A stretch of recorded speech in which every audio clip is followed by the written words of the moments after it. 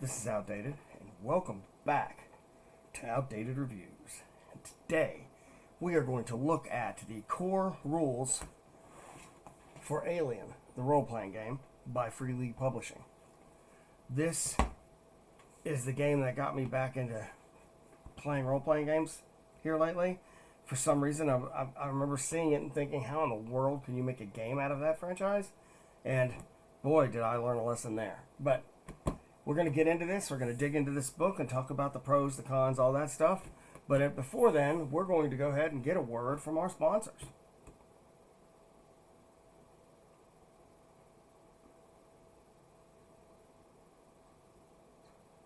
What? We're still rolling? We don't have sponsors? Not yet?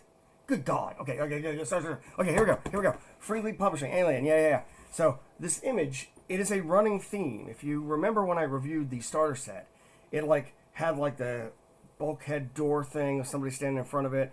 There's a lot of the books for this that have this kind of setup. The core rules base stuff has this kind of setup, and I really like this image. I mean, it's simple, to the point. I mean, you got the dude in the spacesuit, you got skulls down here, you got the xenomorph behind him with the tail wrapped around to engulf it. It's so good, just Alien, right? It's very simple design, but it's powerful.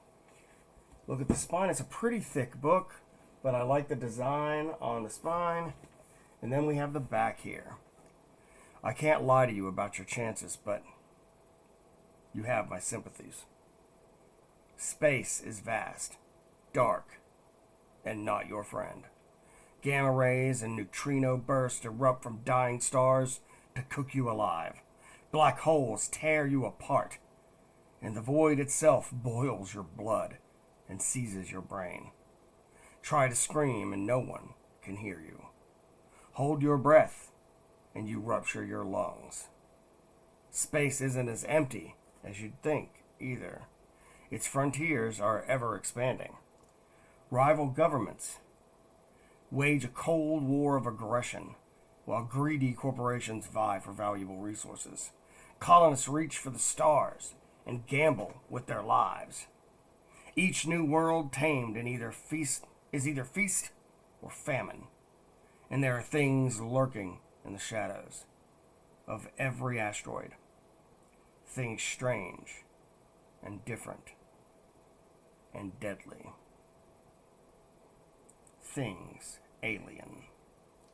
This is the official Alien tabletop role-playing game, a universe of body horror and corporate brinksmanship, where synthetic people play God while space truckers and marines play host to newborn ghoulish creatures. It's a harsh and unforgiving universe, and you are nothing if not expendable. Stay alive if you can. Okay, I'm not going to read the rest of this, but this is based on Free League's Year Zero engine. It was the winner of the 2020 Gold Annie Award for Best Game. And as somebody who's played it, I totally agree with that. So first off, we've got a nice flat spine. Well, you can already tell we got the ribbon. Love the ribbon, right? Now let's take a quick look before I start going through page by page and see what kind of binding it is. But because we have the ribbon, we kind of already know. Sewn binding.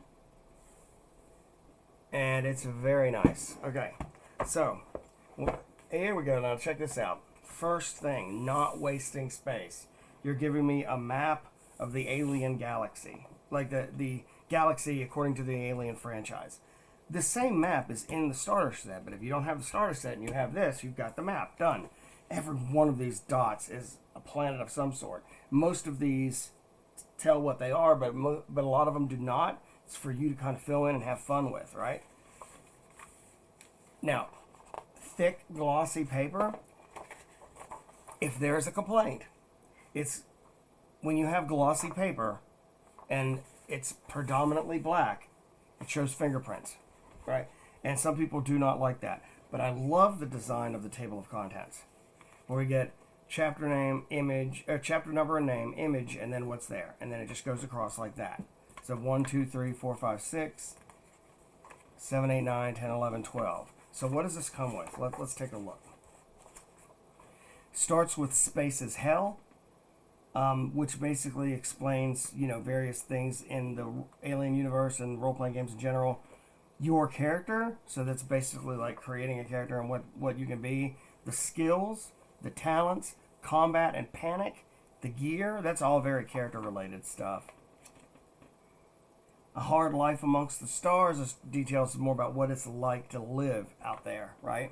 Your job as Game Mother, that's for like the DM basically, but it's called Game Mother in this game. Governments and corporations. So this would be like, it's giving you more background, and since corporations are a major part of the alien universe, looking at you, Waylon Yutani. Systems and planets, this gives you like a very broad scope of some of the places that are out there. The different alien species, I know you're thinking, well, how many could there possibly be? I mean, there's actually more than you think, and they continue to like expand the universe a little bit, which is nice. Then they have campaign play and what that looks like, right? And then here, 13, Hope's Last Day, we have an adventure. So, love that image. Love it. Space as hell. This is what you're going to see a lot of. It's going to look like this with the occasional picture here and there. The ship's log things are actually very nice. Ooh, color. Color's a thing. The ship's logs are very nice. These little side-out things are really nice because it actually flows pretty well. Here's a nice timetable which incorporates Aliens, Alien 3, Prometheus, Alien Covenant, the game Alien Isolation. All of that is incorporated into the timeline. Alien Resurrection is not. And and neither is the Aliens vs. Predator stuff. Because Aliens vs. Predator was never meant to be part of the franchise, just like it's not part of the Predator franchise. And as far as Alien Resurrection, that would take place long after this timeline and when this game takes place. Then, let's face it, it's probably better if we do forget Alien Resurrection. So it goes into careers and what your characters can do, tools of the game. I'm skipping ahead. The game allows you to play in two different ways. You can do campaign play, which is like any other role-playing game you've played, where you make a character, you try to advance that character over time, you play that character every time you play, blah, blah, blah. And then there's cinematic play, or what we used to call one-shots, I guess. That's where you go in a lot of cases, you don't even make a character there. You have a pre-gen one with their own goals, and you play out that role, and chances of living are not very high, because you're literally playing out a cinematic Alien movie experience, right? I personally feel like Alien excels at cinematic play. I think that is its wheelhouse. I feel like the franchise itself, it's a perfect fit for that. That doesn't mean you can't do a campaign. But it's going to be... You're going to have to, like, handle it very differently because you don't want to keep killing characters over and over and over again. Even though characters here are, like, really easy to make. This uses the Year Zero engine, and as if you saw the review for the starter set, it's it's the system, right? So you have a skill, which is a number from 2 to 5? I think 2 to 5. An ability, from 2 to 5, and then you have a skill from 0 to 5. Whatever those numbers are added together, like if you're trying to pilot something and it's your piloting skill, it's the stat it goes with plus the piloting skill. That's how many 6-sided dice you roll. A 6 is a success. Like you have to roll a hard 6 on the die. So here we're getting to classes a little bit. I'm not going to waste a bunch of time with that, but it does cover a lot of the things you've seen. The game also kind of leans into 3 different types of campaigns. You have the Space Trucker campaign, which I guess you could say would be Alien, like the first film, right? You've got a Colonial Marine style campaign, which would be, shockingly, Aliens, so the second film. Then you have more of a Settlers or colony style play. I guess Alien Covenant would be that if you wanted to talk about a movie specifically. Alien 3 would also qualify, honestly. And also the current run of Alien comics from Marvel Comics, the second story arc, that would be a good example of a colony-based. So we're getting into our skills here, combat and panic. This beautiful art. I mean, This art fits the setting so well, right? It doesn't show everything. It shows enough that you know what's going on. It doesn't get in the way. And it's just really well done. It's light on like detail for faces and stuff. Considering in the Alien universe everybody's expendable, I guess that kind of makes sense. I love the art here. Hey, look, it's a blaster from and there's the classic pulse rifle. Yeah, there you go. Smart gun. So there's some pretty awesome stuff here. Troop transport. So there's so much to this in this book. I mean, I read through it, right? I mean, I wouldn't be reviewing it if I didn't read it. This read really fast, even though there's a lot of stuff to read. And I'm skipping pages like crazy here. There's a lot of stuff to read, but it reads really quickly. And I'm going to be honest, these kind of help. These little side things that kind of tell a story in the background that relates to what's on the page. It does such a good job. We do get into space combat, and those rules are definitely workable. They do work. I think that looking at the rules, that might be the weakest link, and I say that because, for one thing, we don't have an Alien product that actually ever showed space combat. So it's kind of hard to simulate something that we don't really know how it works in the Alien universe. So we do the best we can, and I think what they did is interesting, and it tries to match the science of the situation to the best of its ability. Your job as Game Mother, another beautiful, all those xenomorph heads. Yeah, you can see those. All those xenomorph heads, and that person like, I'm in trouble. So game principles, I really like this. I feel like this sums up how to run this game, right? 1, riff from the movies. 2, limit their resources. True of any survival horror kind of thing. 3, stay in the shadows. 4, increase the pressure. 5, let them breathe. So you get pressure, breathe. Pressure, breathe, right? Fuel their agendas, because especially in the cinematic play, every character has their own agenda and something they're trying to accomplish. They're not necessarily all on the same side, even though they're on the same side at first. Bring horrible death and reveal the universe. And I've got to say, it works really well. The themes, you want to look at space horror, sci-fi action, and a sense of wonder. And I'm telling you, this, I had my doubts, but it really does work. Now, it gets into cinematic play here. Again, this is really, like, to me, where this hits it well. Although campaign play, I think, really will work. I'm coming up with an idea on it now. I'm thinking about something colony-based. I think that could be really interesting, because you don't want to have, and this is the biggest issue, you don't want to throw xenomorphs, like as in classic XX121 xenomorphs, at everybody every game. There are other things out there, right? And just looking at the prequels things, we have engineers, the Deacon, the black motes that turn into neomorphs, and those are really interesting. And then, you want to mix it up a good bit. I think that, as with all movie monsters, the less of the movie monster you see, the better it is. Especially if, oh no, look at that, that's nice art there. And that's why the glossy paper on black does work. This. But I agreed with the fingerprint problem, But you want to show the monster less, so that when it does appear and does what it does and kills people, it has a much bigger impact than if you see it all the time. I used to try to explain this to my students. It's the concept of show, don't tell, kind of. And when you see something, when you give it a name, you get power over it, right? So I always say, if there's something beating on the door outside that's trying to get in, and it's terrifying, and the door's shaking on its hinges, and you can hear the wood of the door frame splintering from the impact over and over and over again, and you know there's something horrific out there that's trying to get you, and it's making all kinds of terrible noises and whatever it is that monsters do, monstery things, right?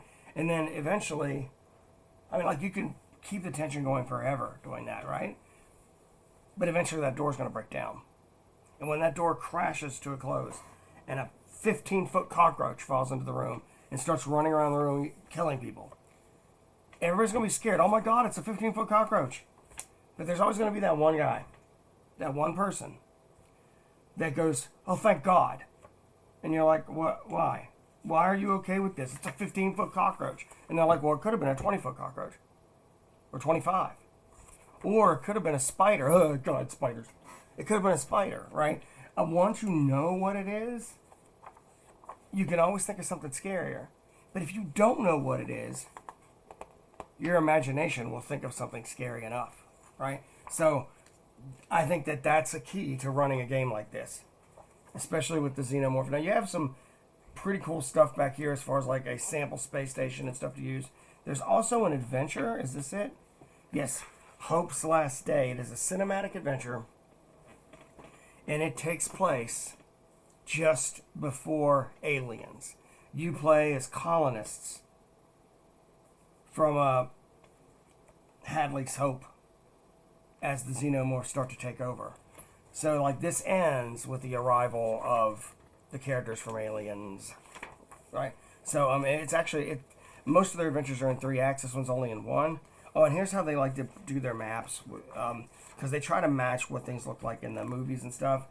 The green and black looks very striking. Sometimes it's hard to read stuff. That is my only complaint, right? And here you can see the stitching for the stitched binding right there. Real plain as day right there. Look at that. That's it. You can get like a map and token pack that has big poster maps of this if you wanted to use it. This is used for space combat. And now we're in the index, right? And again, uses this back. It's something we've already seen, but it's still a good use for it. You can flip to either one.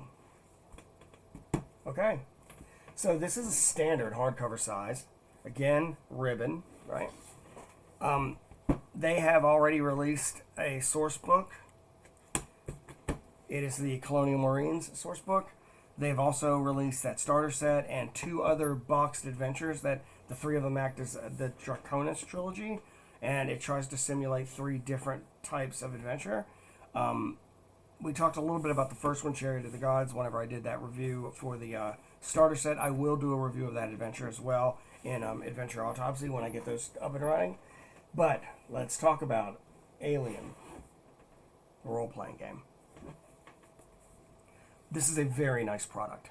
Very well built. See what I mean? It's solid, right? This thing will hold up. Minor quibble, the glossy paper on black. Like something like right there. Beautiful image though. The art is stunning. Comes with an adventure, which I really like. Comes with the rules explained concisely and well. Really has a lot of information about the universe itself. It won that gold Annie for a reason. So, on a scale of 0 to 10, what do I give Alien, the role-playing game, the core rules? This product, this book. I score it a 9 out of 10. There's just a few little nitpicky things, like the glossy paper with the fingerprints thing. The fact that there's a lot of, like, how do I put it? It does get a little repetitive as you read it. Like, I feel like I read the same section, the same things multiple times. Little things like that. But I'm telling you, they're nitpicks. They really are nitpicks. Right? In the end, this product is fantastic. If you are interested in playing Alien the role-playing game, you could not worry about getting the starter set and just get this. Honestly, I think they cost the same. Let me look and see. How much are you? It does not say in the little code exactly. So I want to say this thing's $50, and the starter set's also $50. That being said, this adventure is good. The starter set adventure is great. And you get dice and all that stuff with it. So it wouldn't be, I mean, if you wanted to like just get started in the Alien thing, do the starter set, then get this. And then go from there. Heck, at that point, you could just get those boxed adventures. They give you what you need in them and call it a day. But I'm giving it a 9 out of 10. I hope you enjoyed this review. If so, please like and subscribe. Hit that notification bell.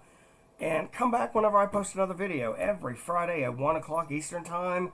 It's either going to be a product review, or it's going to be a theater of my mind where I'm playing a game by myself, or it's a unboxing of stuff I got in the mail, or it's a first look of a new product that new to me that I just received. Soon there's going to be adventure autopsies that are like breakdowns of adventures and reviewing an individual adventure. I would actually love to do the Hope's Last Day one here, honestly. Give me some feedback. What do you think I could do better? I mean, I used to do video game videos. Now I'm doing this. So, any feedback you could tell me on what I could do, because, I mean, I own what I own. Looking at you, camera. Yeah, you, camera. I own what I own. I'm doing the best I can with what I have. But in my life, from being a kid on, there are times when the only friends I had were people that we joined together for this, right? And the intellectual pursuit that it creates, right? Role-playing games do that. They generally, people who play them are bright. They're very bright. Don't let, the satanic panic of the 80s fool you. Right? So, I look forward to seeing you on the next episode. Peace.